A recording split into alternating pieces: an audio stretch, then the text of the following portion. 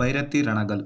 ಇದು ಡಾಕ್ಟರ್ ಶಿವರಾಜ್ ಕುಮಾರ್ ಅವರು lead ರೋಲಲ್ಲಿ act ಮಾಡಿ ನರ್ತನ್ ಅವರು ಡೈರೆಕ್ಟ್ ಮಾಡಿರೋ ಸಿನಿಮಾ. ಇನ್ನು ಎಲ್ರಿಗೂ ಗೊತ್ತಿರೋ ಹಾಗೆ ಮಫ್ತಿ ಸಿನಿಮಾದಲ್ಲಿ ಬರೋ ಭೈರತಿ ರಣಗಲ್ ಎಂಬ ಕ್ಯಾರೆಕ್ಟರ್ನ ಇಟ್ಕೊಂಡು ಮಾಡಿರೋ ಪ್ರೀಕ್ವಲ್ ಸಿನಿಮಾನೇ ಈ ಭೈರತಿ ರಣಗಲ್ ಸಿನಿಮಾ.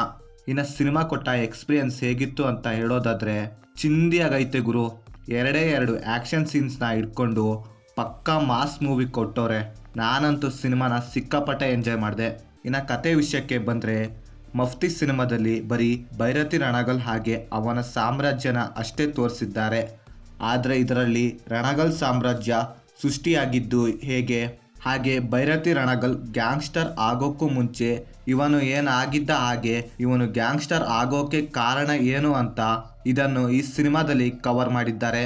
ನನಗೆ ಇದರಲ್ಲಿ ಮೇಯ್ನಾಗಿ ಇಷ್ಟವಾಗಿದ್ದು ಇದರ ರೈಟಿಂಗ್.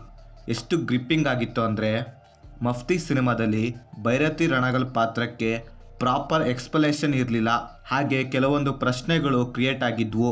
ಇದರಲ್ಲಿ ಆ ಎಲ್ಲ ಅಂಶಗಳನ್ನು ಯಾವುದಕ್ಕೆ ಇಂಪಾರ್ಟೆನ್ಸ್ ಕೊಡಬೇಕು, ಯಾವುದಕ್ಕೆ ಇಂಪಾರ್ಟೆನ್ಸ್ ಕೊಡಬಾರ್ದು ಅಂತ ಕ್ಲೀನ್ ಆ್ಯಂಡ್ ಕ್ಲಿಯರ್ ಕಟ್ ಆಗಿ ಕನ್ವೆ ಮಾಡಿದ್ದಾರೆ. ಅದು ಇದರಲ್ಲಿ ವರ್ಕು ಆಗಿದೆ ಕೂಡ. ಇನ್ನು ನರ್ತನ್ ಅವರ ಮಾರ್ಕ್ ಆದ ಆ್ಯಕ್ಷನ್ ಸೀನ್ಸ್ಗಳಿಗಿಂತ ಆ ಸಿಚುವೇಶನ್ ಸೀನ್ಗೆ ಅವರು ಕ್ರಿಯೇಟ್ ಮಾಡೋ ಎಲಿವೇಶನ್ ಇದೆಯಲ್ಲ, ಫುಲ್ ಮಾಸ್ ಹೈಪ್ ಕೊಡುತ್ತೆ. ಅದು ಇದರಲ್ಲಿ ತುಂಬಾ ಇದೆ. ಅದು ವರ್ಕು ಆಗಿದೆ ಕೂಡ. ಅದರಲ್ಲೂ ಇಂಟರ್ವಲ್ ಬ್ಲಾಕ್ನ ಫ್ರೇಮ್ ಅಂತೂ ನೆಕ್ಸ್ಟ್ ಲೆವೆಲ್. ಹಾಗೆ ಸೈನ್ ಹಾಕೋ ಸೀನ್ ಇರಬಹುದು, ಆ್ಯಂಡ್ FIR ಸೀನ್, ಹಾಗೆ ತಾಲೂಕು ಆಫೀಸಿಗೆ ಬಾಂಬ್ ಇಡೋ ಸೀನ್ ಇರಬಹುದು. ಇನ್ನು ಹೇಳ್ತಾನೆ ಹೋದರೆ ತುಂಬಾ ಇದೆ. ಇವೆಲ್ಲ ಅಂಶಗಳು ಸಿನಿಮಾ ನೋಡ್ತಿರುವಾಗ ಒಂದೊಳ್ಳೆ ಹೈಪ್ ಕ್ರಿಯೇಟ್ ಮಾಡಿದ್ವು. ಹಾಗೆ ಸೀನ್ಸ್ಗೆ ತಕ್ಕಂಗೆ ಬ್ಯಾಕ್ಗ್ರೌಂಡ್ ಮ್ಯೂಸಿಕ್ಕು ಕೂಡ ಚಿಂದಿಯಾಗಿತ್ತು ಅಂತೀನಿ. ಹಾಗೆ ಸಿನಿಮಾದ ಕತೆ ಆರಂಭದಿಂದ ಕೊನೆಯವರೆಗೂ ಎಲ್ಲೂ ಕೂಡ ಸ್ಟೋರಿ ಬಿಟ್ಟು ಆ ಕಡೆ ಈ ಕಡೆ ಹೋಗೋದಿಲ್ಲ. ಇನ್ನು ಕತೆಗೆ ಏನು ಅವಶ್ಯಕತೆ ಇದೆಯೋ ಅದನ್ನು ಮಾತ್ರ ಪ್ರೆಸೆಂಟ್ ಮಾಡಿದ್ದಾರೆ. ಇನ್ನು ಪರ್ಫಾರ್ಮೆನ್ಸ್ ವಿಷಯಕ್ಕೆ ಬಂದರೆ ಶಿವಣ್ಣನವರ ಆ್ಯಕ್ಟಿಂಗ್ ಬಗ್ಗೆ ಮಾತಾಡೋಕ್ಕಾಗುತ್ತಾ, ನೆಕ್ಸ್ಟ್ ಲೆವೆಲ್ ಚಿಂದಿ ಅಂತೀನಿ.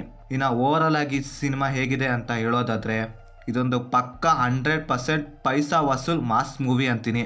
ಡೆಫಿನೆಟ್ಲಿ 100% ವರ್ತ್ ವಾಚ್ ಮೂವಿ ಅಂತೀನಿ. ಹಾಗೆ ಫ್ಯಾಮಿಲಿ ಜೊತೆ ಆರಾಮಾಗಿ ಕುತ್ಕೊಂಡು ನೋಡ್ಬೋದಂತಹ movie. So that's it guys. ಈ ವಿಡಿಯೋ ಇಷ್ಟವಾಗಿದ್ದರೆ ಸಬ್ಸ್ಕ್ರೈಬ್ ಮಾಡಿ, ಹಾಗೆ ಪಕ್ಕದಲ್ಲಿರೋ ಬೆಲ್ ಬಟನ್ನ ಕ್ಲಿಕ್ ಮಾಡಿ. ಮತ್ತೆ ಬೇರೆ ವಿಡಿಯೋದೊಂದಿಗೆ ಆದಷ್ಟು ಬೇಗ ಸಿಗುವ. By friends.